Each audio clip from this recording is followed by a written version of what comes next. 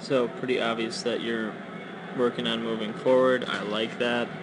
Um, so by the time you get here, the thing is you haven't gone a ton farther than you normally do. So the key is, can you ride this down?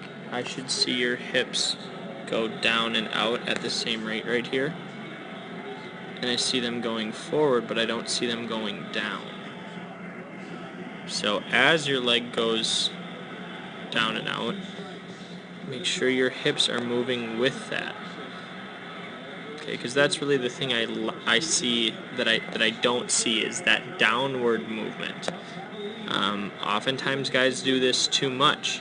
So I really truly think that's where you get that feeling of like you're jumping out, is because instead of going down, you're just simply going out, and you're on a mound, so you want to go down the mound, not just out and over.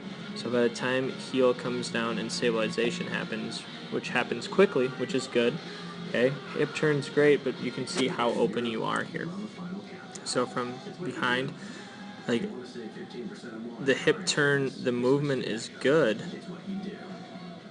but it's really not happening until right there. So this is essentially where you are on both sides.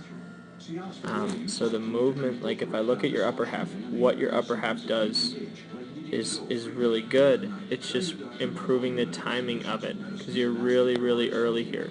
Your hip drive, your leg drive is actually really early relative to when stabilization happens. Like you're right here, this is where you're hitting, and you have your hips are at 90. So if your chest was faced, like this is 0 degrees, right?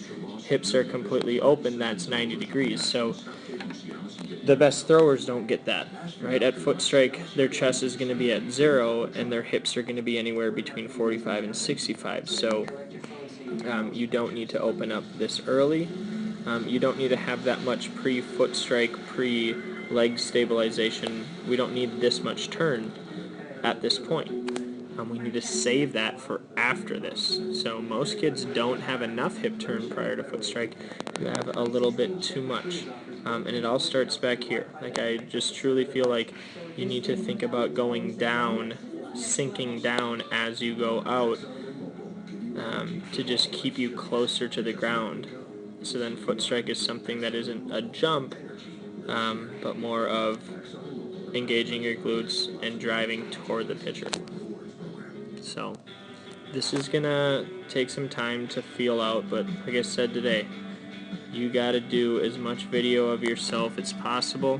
I love that you're making adjustments, and it's just gonna take time, because to be honest with you, I mean, you've got a lot more in the tank, and that's a great thing. That's a great thing, because all you have is time, and that's exciting. So hopefully this is helpful to see, and let me know if I can help in any way, alright?